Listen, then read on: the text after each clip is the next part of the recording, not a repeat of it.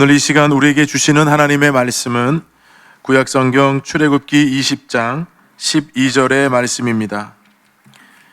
한 절이기 때문에 제가 한번 읽고 두 번째는 합독하도록 하겠습니다. 내 부모를 공경하라. 그리하면 내 하나님 여호와가 내게 준 땅에서 내 생명이 길리라. 아멘. 우리 함께 읽겠습니다. 내 부모를 공경하라. 그리하면 내 하나님 여호와가 내게 준 땅에서 내 생명이 길리라. 아멘. 복되고 거룩한 주일 2부 예배 나오신 여러분 모두에게 하나님의 은혜와 축복이 함께 하시기를 간절히 바랍니다. 우리 반갑게 인사 나누시겠습니다. 주님의 은혜가 함께 하시기 바랍니다.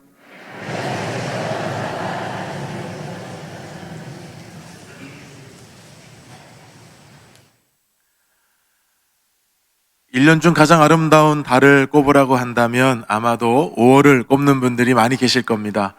왜냐하면 5월에는 우리가 기념할 날들이 많이 있기 때문이죠. 5월 1일 근로자의 날을 시작으로 해서 어린이날과 또 어버이날, 그리고 스승의 날과 성년의 날, 부부의 날까지 여러 기념하고 축하할 날들이 5월 달에 많이 있습니다. 다양한 봄꽃 축제도 5월에 많이 열리죠. 아주 형형색색의 아름다운 꽃들과 푸르른 나무들이 아주 멋진 자태를 뽐내는 이 5월에 지방에서도 서울에서도 곳곳에서 아름다운 봄꽃 축제가 많이 열리고 있습니다. 그래서 5월을 계절의 여왕이라고 부른 것이 아닌가 싶습니다. 이런 참 아름다운 계절 5월에 그늘진 면도 있습니다. 제가 최근에 신문 사설을 보니까 역설적이게도 이 5월은 자살이 가장 많은 달이라고 합니다. 자살 예방계에서 사용하는 용어 중에 봄철 자살이라는 용어가 있다고 합니다.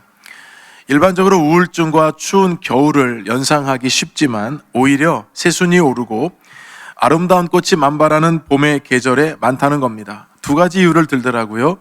첫 번째는 햇볕을 쬐는 것은 정신 건강이나 우리 몸 건강에 굉장히 좋지만 일조량이 갑자기 늘어나면서 사람의 감정에 기복이 생긴다는 겁니다. 우울증으로 인해서 잠이 많이 필요한 사람들에게 햇볕은 반가운 존재가 아니라는 겁니다. 두 번째는 상대적 소외감입니다. 5월달에 이렇게 기념일들이 많아서 사람들이 많이 모이게 되고 또 함께 축하하고 격려할 일들이 많이 있지만 오히려 자신은 외롭고 힘든 시간을 보내고 있다고 생각하는 상대적인 개념을 갖고 있는 분들도 있다는 겁니다.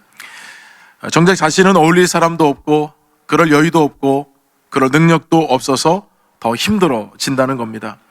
5월의 아름다운 계절에 감추어진 또 하나의 그늘진 모습이 아닐 수 없습니다. 우렁이 청년이라는 거 하는 단어를 들어보신 적이 있습니까? 이게 최근에 나온 단어인데요. 우렁이라고 하는 것은 낮에는 바위 및 어두운 곳에 있다가 밤이 되면 이제 먹이 활동을 하는 야행성 습성을 가졌죠. 이와 같이 습성을 빗대어서 고립 은둔형 청년들을 빗대어서 우렁이 청년이라고 하는데 최근 2년 사이에 2배 가까이나 늘어나고 있다는 겁니다. 이것이 개인의 문제만이 아닌 것은 가정에도 영향을 미치고 있기 때문인데요.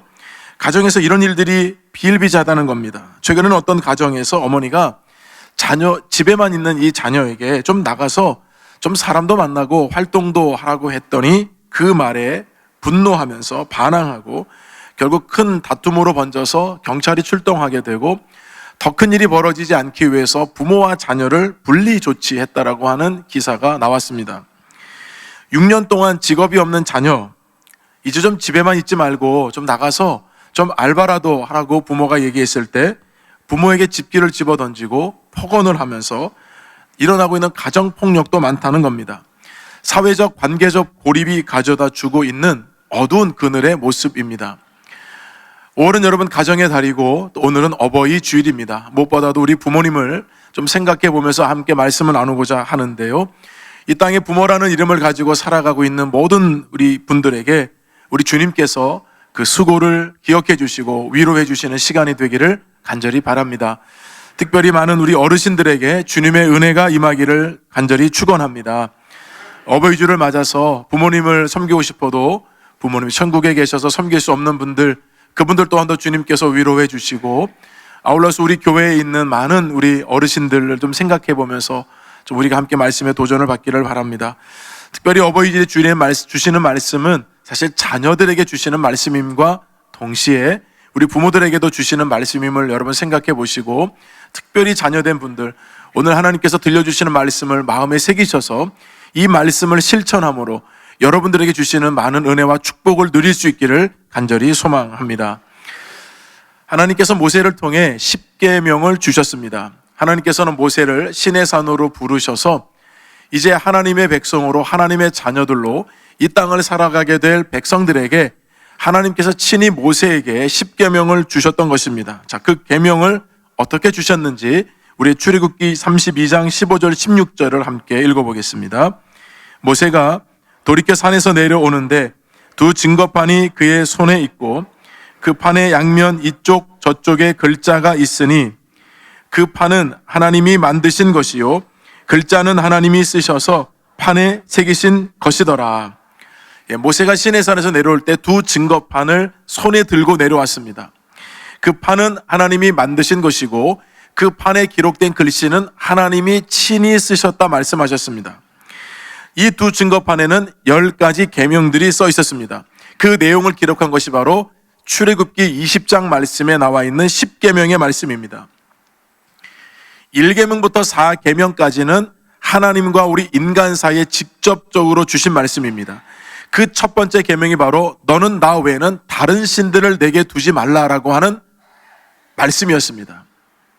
그리고 5계명부터 10계명까지의 6개 계명은 하나님께서 사람과 사람 사이에 지켜야 하는 계명으로 주셨는데, 그 계명의 첫 번째가 바로 5번째 계명이 되는 계명이 부모 공경에 대한 말씀이었습니다. 따라서 이 말씀을 하나님께서 첫 번째로 주셨다는 것은 모든 인간 관계의 시작이기 때문에 우리에게 주신 것입니다. 자, 우리 본문 12절 말씀 한번 읽어보겠습니다. 내 부모를 공경하라. 그리하면 내 하나님 여호와가 내게 준 땅에서 내 생명이 길리라. 부모 공경 첫 번째 우리에게 주시는 교훈은 하나님을 공경하는 그 마음으로 섬기라는 겁니다. 공경하라고 하는 말씀은 히브리 말로 카베드라고 합니다. 이 카베드라는 말이 공경하라라고 번역만 되는 것이 아니라 여러 의미로 번역이 되는데요. 존귀하게 여기다, 존중히 여기다, 무겁게 여기다, 경외하다, 영어롭게 하다, 영광을 돌리게 하다 등등 다 카베드라는 단어를 사용합니다. 근데 이 단어가 하나님을 목적으로 할 때 주로 쓰입니다. 그래서 하나님을 존중히 여기다, 하나님을 영화롭게 하다, 하나님을 경외하다, 하나님께 영광을 돌린다 할 때 카베드라는 단어가 야훼라고 하는 하나님의 단어와 함께 등장을 합니다. 그런데 10계명에서 하나님께서 이 카베드라고 하는 단어를 부모에게 썼습니다. 부모라는 단어에 직접 사용을 해서 부모를 공경하라 이렇게 말씀하셨기 때문에 부모를 대하기를 하나님처럼 대하라는 말씀으로 주셨다는 것을 알 수 있습니다. 하나님께서는 하나님 이외에 부모, 그 이외에 어떤 단어에도 카베드라는 단어를 붙이지 않으셨습니다. 구약에 많이 나오는 왕들, 제사장들, 선지자들 공경하라고 하는 카베드라는 단어를 쓰지 않으셨습니다. 하나님을 공경하고 부모를 공경하라 할 때만 하나님이 이 단어를 사용하게 하셨습니다. 심지어는 공경이라는 단어는 여러분 우리가 쓸 수 있지만 우리가 하나님을 경외한다라는 말을 여러분 쓰지 않습니까? 이 경외라고 하는 단어를 누구에게 붙이셨는가? 우리 레위기 19장 3절 말씀을 함께 읽어보겠습니다. 너희 각 사람은 부모를 경외하고 나의 안식일을 지키라. 나는 너희의 하나님 여호와이니라. 경외라고 하는 단어는 히브리 말로 야레라고 합니다. 이 야레라고 하는 단어는 우리가 흔히 기도하면서도 성경을 읽을 때도 하나님을 경외하라 할 때 사용하는 단어인데 부모를 경외하라고도 이 단어가 쓰였습니다. 따라서 하나님을 공경하는 것 그리고 하나님을 경외하는 것, 이 단어에 부모라고 하는 이 단어에 유일하게 하나님께서 붙이셨다는 의미는 바로 대리자와 같은, 하나님의 대리자와 같은 부모님을 이와 같이 경외하고 공경하라는 단어로 주셨다는 것입니다. 따라서 부모와 자녀 간의 도덕적, 윤리적 차원에서의 효의 개념을 넘어서서 이 단어는 하나님과의 관계를 살필 수 있는 우리에게 주시는 영적인 가르침이라는 겁니다. 하나님께서는 부모를 통해 자녀를 낳게 하셨습니다. 부모 없이 하늘에서 뚝 떨어지거나 땅에서 솟아난 존재는 없다는 것입니다. 따라서 부모라는 이름으로 인해서 자녀는 생명을 얻게 되었고, 그렇게 존재하는 것만으로도 공경하고 감사하라고 하는 것이 성경의 가르침입니다. 어떤 자녀분들은 어릴 때 내가 부모로부터 받은 상처가 너무 깊어서 성인이 되었음에도 불구하고 그 상처가 여전히 남아 있어서, 최악의 경우에는 부모에게 버림을 받아서 내 삶의 자리가 흐트러지고 어려워져서 이런 말씀을 받을 때마다 소화가 안 된다고 하는 분들도 있습니다. 이런 경우에는 부모를 공경하라는 이 말씀처럼 부담스러운 말씀이 없을 겁니다. 저는 정말 바라기를 그 마음의 상처와 아픔을 아시는 우리 주님께서 잘 어루만져 주시고 회복시켜 주시기를 간절히 소망합니다. 내 부모를 공경하라는 이 말씀을 가만히 살펴보면 전제가 없어요. 무슨 말이냐면 좋은 부모, 인격적인 부모, 사랑이 많은 부모라는 전제 말씀이 없다는 겁니다. 우리 주님께서 이웃을 사랑하라 말씀하셨을 때도 전제의 말씀이 없습니다. 이웃이 나에게 잘해주고 친절하게 해주는 그 이웃에게 잘해주어라, 그럼 전제가 없다는 뜻입니다. 우리 주님께서는 이웃을 사랑하라 하셨지 어떤 이웃을 사랑하라 말씀하신 적이 없습니다. 부모 공경도 마찬가지입니다. 좋은 부모를 공경해라, 인격적인 부모를 공경해라, 사랑이 많은 부모를 공경해라고 하는 전제가 없다는 뜻입니다. 따라서 내가 부모를 공경해야 하나 하지 말아야 하나라는 결정을 하게 될 때에 상대방의 태도나 행동에 따라서 내가 결정해야 하는 명령의 말씀이 아니라는 겁니다. 부모를 공경하라는 말씀은 하나님의 명령이고 하나님의 언약의 말씀인 줄로 믿습니다. 하나님께서 부모님을 통해 베풀어 주신 것들이 값으로 갚을 수 없을 만큼 너무나도 크고 많다는 것을 잊지 말아야 한다는 것입니다. 그것은 부모를 통해서만 우리에게 올 수 있었기 때문이에요. 제가 설교를 준비하면서 부모 공경에 대한 여러 자료들을 조사를 했는데요. 그중에 5, 6년 전에 우리나라 한 신문에서 이와 같은 자료를 보고한 적이 있었습니다. 요람에서 대학까지 대한민국 양육비 계산. 여러분, 이게 뭐냐면요, 아이가 한 명 태어나서 대학을 졸업할 때까지 그 아이에게 들어가는 양육비가 어느 정도 되는지를 조사한 거예요. 제가 여기를 보니까 출산, 산후조리, 보육, 생애 주기별 양육비인데요, 이 양육비 안에는 엄청나게 많은 것이 포함되어 있습니다. 먼저 식비요. 부부 둘만 먹으면 여러분 괜찮은데 아이들에게 들어가는 비용이 만만치 않죠. 그거 다 여러분 어릴 때부터 대학까지 키웠다고 생각해보세요. 식비가 얼마나 들어갔을지. 주거 관리비, 옷, 신발, 의료비, 교통비, 통신비, 보험비, 용돈, 휴대폰비 등등 자녀들에게 들어가는 비용이 어마어마하게 많습니다. 자, 부모의 소득이 많을수록 사교육비도 늘어나서 양육비가 많아지는데요. 여러분 그래프를 보시면 맨 왼쪽이 가장 적게 들어갔을 때, 대학까지 졸업시킬 때까지 그 금액이 1억 7,500입니다. 제일 많이 들어간 금액은 맨 오른쪽에 있는 거 9억 9천 정도 들어가는데요. 그러면 한 명의 자녀가 태어나서 대학을 졸업할 때까지 부모들이 평균적으로 양육비 자녀들에게 얼마나 사용하는가? 약 3억 8,198만 원입니다.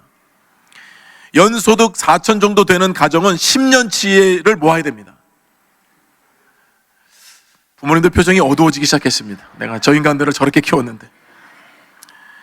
여러분, 이런 통계를 보는 자녀들은 어떤 마음을 가질까요? 정말 부모님의 은혜에 감사할까요? 고마움을 가질까요?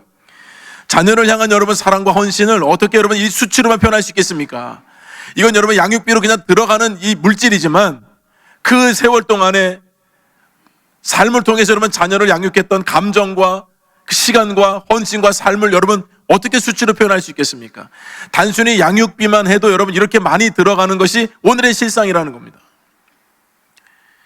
근데 제가 우리 부모님들이 좀 부탁하고 싶어요.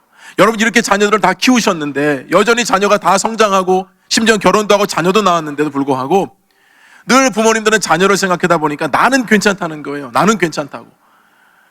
필요한 거 있어도 말 안 해요. 용돈이 필요해도 말하고 말 안 하시고, 뭐가 필요해도 말 안 하시고, 먹을 것이 있어도, 먹고 싶은 것이 있어도 그냥 너네들이 사 먹어라. 저는 우리 부모님들에게 정말 권면하고 싶어요. 좀 용돈도 달라고 그러시고요. 먹고 싶은 것을 먹고 싶다고 말씀하시고요. 다 괜찮다고 부모님들 말씀하시는데요, 자녀들은 괜찮다고 하면 진짜 괜찮은 줄 알아요. 못된 인간들이. 아직 철이 안 들어서 그래요. 심순덕이라는 시인이 있습니다. 2003년에 등단하셨는데 강원도 평창에서 구남매 중 막내로 태어나셨더라고요. 여러분, 엄마의 사랑을 얼마나 많이 받았겠어요. 막내로 태어난 이 딸이요. 근데 엄마가 이제 나이가 많아지시니까 이 마지막 막내가 31살 되었을 때 엄마가 별세를 하셨어요. 근데 구남매를 어떻게 키우셨는지 아시니까 그 엄마가 너무 그립고 보고 싶어가지고요. 본인이 시를 쓸 수 있으니까 그 엄마에 대한 그 고마움과 그 아픔을 시로 담았어요. 여러분들 잘 알려진 시예요. 엄마는 그래도 되는 줄 알았습니다. 제가 한번 읽어드릴게요. 엄마는 그래도 되는 줄 알았습니다. 하루 종일 밭에서 죽어라 힘들게 일해도 엄마는 그래도 되는 줄 알았습니다. 찬밥 한 덩이로 대충 부뚜막에 앉아 점심을 때워도 엄마는 그래도 되는 줄 알았습니다. 한겨울 냇물에 맨손으로 빨래를 방망이질해도 엄마는 그래도 되는 줄 알았습니다. 배부르다 생각 없다 식구들 다 먹이고 굶어도 엄마는 그래도 되는 줄 알았습니다. 발 뒤꿈치 다 해져 이불이 소리를 내도 엄마는 그래도 되는 줄 알았습니다.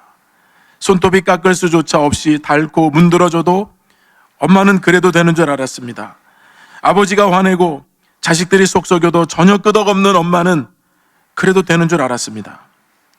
외할머니 보고 싶다, 외할머니 보고 싶다. 그것이 그냥 넋두리인 줄만. 한밤중 자다 깨어 방구석에서 한없이 소리 죽여 울던 엄마를 본 후론 엄마는 그러면 안 되는 것이었습니다. 철없을 때는 엄마가 죽어라 일을 해도 식구를 다 먹이고도 엄마는 굶어도 자식들이 속을 썩여도 전혀 끄떡없는 엄마의 모습을 보면서 엄마는 그래도 되는 줄 알았지만 어느 날 한밤중에 방구석에서 한없이 소리 죽여 울고 있는 그 엄마도 엄마가 보고 싶어서, 그 외할머니가 보고 싶어서 한없이 눈물을 흘리며 아파하는 그 존재임을 깨닫고 엄마는 그러면 안 되는 것이었습니다 라는 여러분, 이 고백이 우리 마음속에 와닿지 않습니까? 예수님 당시에 고르반이라고 하는 전통이 있었습니다. 이 고르반이라고 하는 말은 하나님께 드려진 제물이라는 뜻이에요. 오늘날로 비유를 하자면 어버이날이 다가와서 부모님에게 좋은 선물도 좀 사드리고 좀 용돈도 드려야 하는 것이 마땅하지만 나는 이것이 하나님께 드린 바 되어서 부모님을 섬길 수 없다고 여러분, 이렇게 말하는 사람들이 있었다는 겁니다. 예수님께서 이런 사람들을 책망하셨습니다. 우리 마가복음 7장 11절 함께 읽어보겠습니다. 너희는 이르되 사람이 아버지에게나 어머니에게나 말하기를 내가 드려 유익하게 할 것이 고르반 곧 하나님께 드림이 되었다고 하기만 하면 그만이라 하고, 부모를 섬겨야 하는 의무를 다하지 않고 하나님을 핑계 삼아서 나는 엄마 아빠 못 섬기고요, 이거 하나님께 드리기로 해서 고르반이에요, 그래서 부모님 섬길 게 없어요 라고 핑계 삼는 사람들, 예수님께서 그들을 책망하시면서 너희들이 전통은 지킬 줄 알면서 부모를 공경하라고 하는 하나님의 계명은 잘 저버리는 도다 말씀하셨습니다. 마땅히 섬겨야 할 부모님도 섬기지 않는데 하나님께 드리는 것을 하나님께서 받으시겠습니까? 그렇게 행하는 사람들은 오히려 하나님의 말씀을 패하는 자들이라고 주님 말씀하셨어요. 우리 사랑하는 목민의 성도들, 사랑하는 우리 목민의 자녀 여러분들, 하나님을 섬기듯이 부모님을 바르게 잘 섬길 수 있기를 주님의 이름으로 축원드립니다. 부모공경 두 번째 교훈은 약속된 복을 기억하고 붙들라는 것입니다. 우리 신명기 5장 16절 말씀을 함께 읽어보겠습니다. 너는 내 하나님 여호와께서 명령한 대로 내 부모를 공경하라. 그리하면 내 하나님 여호와가 내게 준 땅에서 내 생명이 길고 복을 누리리라. 부모를 공경하게 되면 누구에게 복이 임하는가를 명확하게 말씀하고 있습니다. 내 하나님 여호와께서 내게 준 땅에서 내 생명이 길고 복을 누리리라. 본문에서도 말씀하시는 것처럼 내 하나님 여호와가 내게 준 땅에서 내 생명이 길리라. 여러분, 이 말씀은 부모에게 복이 주어진다는 것이 아니라 부모를 공경하게 될 때에 자녀들에게 하나님이 약속하신 축복이라는 것입니다. 그래서 부모를 공경하게 되면 그 약속이 무엇인가? 이 땅에서 잘 되고 장수하는 약속을 주셨다는 것입니다. 여러분, 다른 계명에는 이런 약속이 붙어 있지 않습니다. 1계명부터 10계명까지 하나님께서 이 계명을 반드시 지키라고 주시면서 5번째 계명에만 하나님께서 약속을 덧붙여 주셨습니다. 왜 여러분 부모 공경만 약속의 말씀을 덧붙여 주셨을까요? 그 말씀대로 되기 때문이에요. 그래서 하나님께서는 부모 공경에 대해서만큼은 약속 있는 첫 계명이라고 했습니다. 에베소서 6장 2절 말씀을 함께 읽어보겠습니다. 내 아버지와 어머니를 공경하라. 이것은 약속이 있는 첫 계명이니. 부모를 공경하게 될 때에 이 약속이 있기 때문에 하나님이 공경하게 될 때 이 약속을 지켜주신다는 것입니다. 그 약속은 잘 되고 이 땅에서 번영하면서 장수하는 복을 얻게 될 것이라는 것이에요. 여러분, 장수한다는 복이 100세까지 여러분 그냥 수명을 연장시켜 주시겠다는 그런 단순한 의미가 아닙니다. 부모를 공경하게 될 때에 그 가정은 천국을 이루는 가정이 되어서 그 땅을 끝까지 소망하며 살게 될 것이라는 약속이라는 것입니다. 여러분, 우리가 살면서 우리 경험하잖아요. 세상에 많은 것들을 여러분 가져도요, 그것은 언젠가는 내 눈에서, 내 손에서 없어질 날이 오거든요. 근데 하나님께서 주시는 영적인 은혜와 축복은 이루 말할 수가 없는 것이에요. 그래서 부모를 공경하게 될 때 장수한다는 복은 그 약속의 말씀을 붙들고 살아가는 하나님의 가정으로 끝까지 복을 받게 될 것이라는 것입니다. 뿐만 아니라 내 날이 오래 지속될 것이라고 말씀하시는 거예요. 그래서 여러분, 하나님 말씀하신 부모 공경은 자녀들에게 강제적이고 억압적이며 억지로 시키는 계명이 아닙니다. 너희 모든 세대들이 하나님이 주신 약속의 복을 누리며 살게 될 것이다. 자자손손 이와 같은 하나님의 은혜와 축복을 받게 될 것이라는 것입니다. 저는 여러분, 이런 복을 우리 모든 목민의 가정들, 자녀들이 받기를 주님의 이름으로 축원합니다. 여러분, 이 말씀은 약속 있는 첫 계명이라고 하셨기 때문에 이 말씀을 지킨 사람은 복을 받아야 되잖아요. 하나님이 약속을 하셨잖아요. 우리에게만 주시는 게 아니잖아요. 그러니까 제가 여러분 성경 말씀에 이 복을 받은 사람들이 누구일까 여러분 성경을 다 찾아보니까요, 많이 있어요. 그 중에 제일 대표적인 사람이 요셉입니다. 어느 날 아버지 야곱이 요셉에게 심부름을 시켰습니다.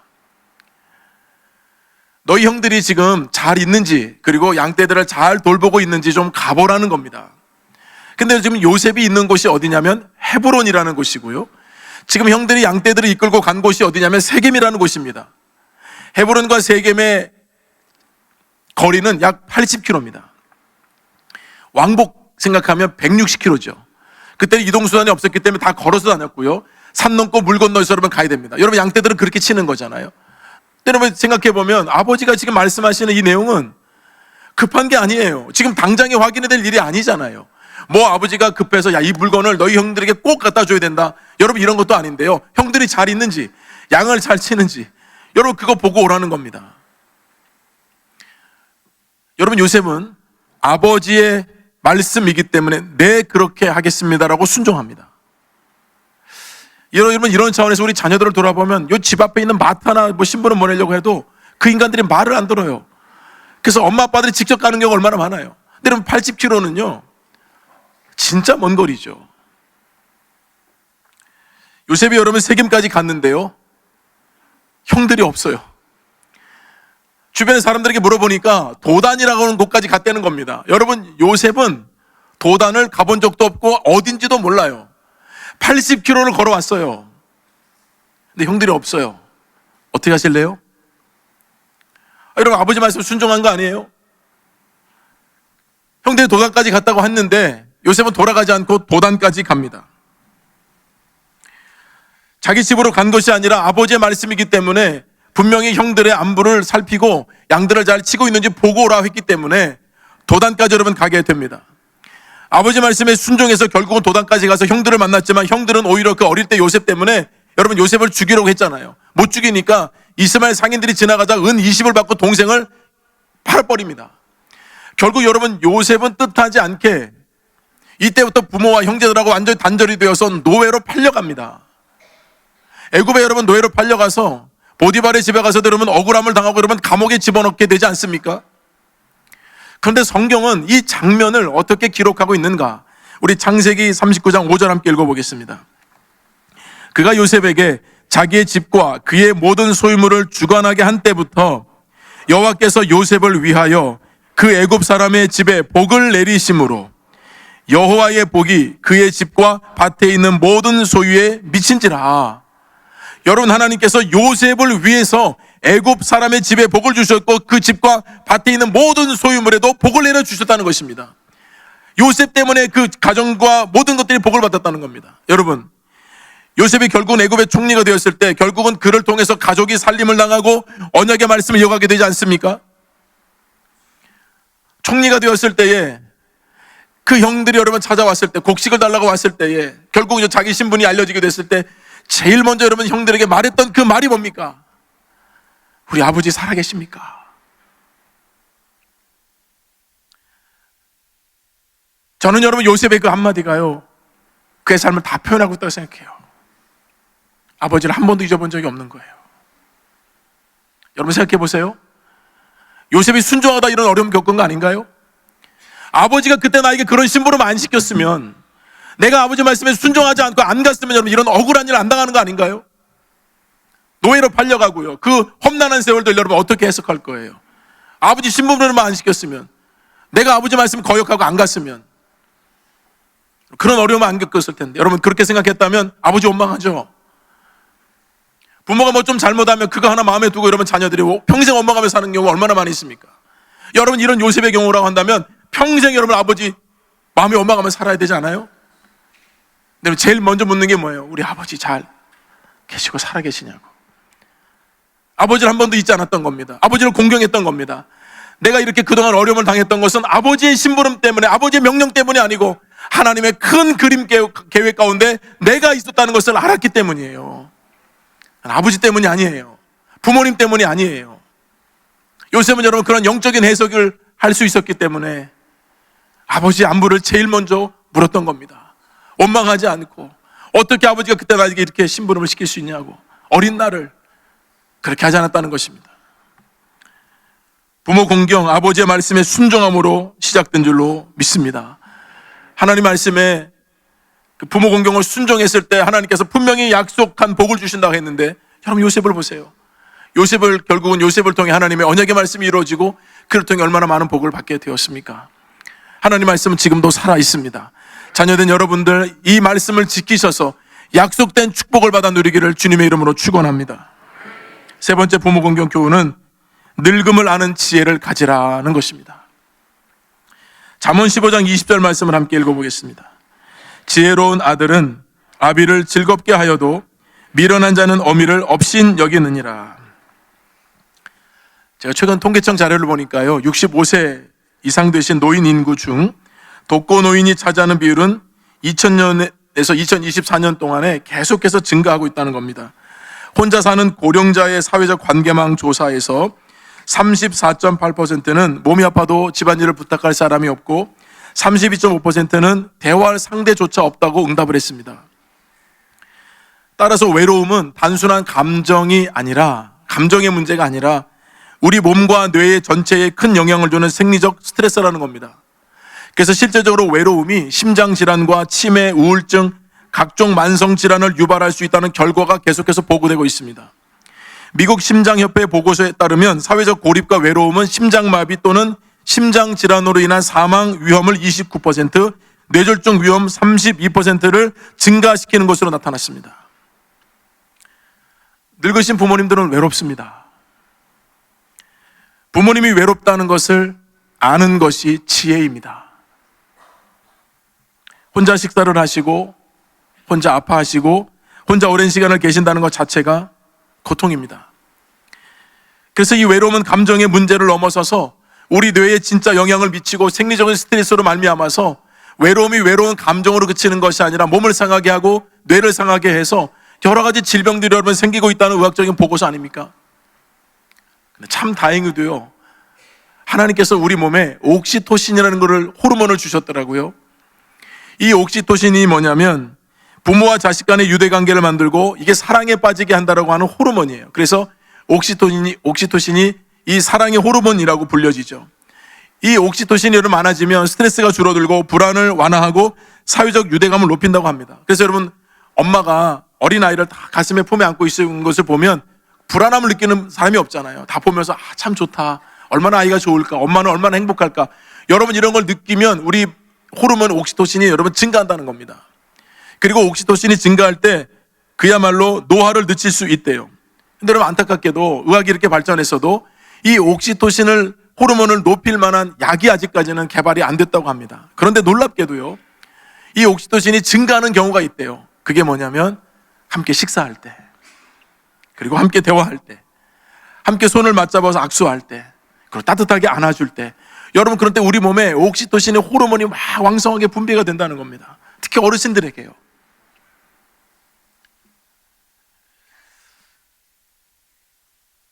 우리가 그냥 가볍게 여겼던 부분들이 사실은 그런 외로움적인 부분들이 우리가 조금만 관심을 가져주고 우리가 따뜻한 말 한마디, 손 한번 잡아주는 거, 그런 격려가 우리 어른들에게는 큰 위로가 되고 건강이 다운돼 있다가도 그런 경험을 한번 하게 되면 다시 내 마음속에 기쁨이 생기고. 그래서 여러분, 골로새서 3장 20절 말씀 함께 좀 읽어보겠습니다. 자녀들아, 모든 일에 부모에게 순종하라. 이는 주 안에서 기쁘게 하는 것이니라. 주 안에서 부모를 기쁘게 하는 것은 순종하는 거라고 말씀하고 있습니다. 순종한다는 것은 귀를 기울여서 마음으로 복종하고 받아들이는 것입니다. 우리가 부모님 말씀에 순종하기만 해도 부모님 마음에는 큰 기쁨을 줄 수 있다는 것입니다. 제5계명 부모 공경은 선택이 아니라 하나님의 명령입니다.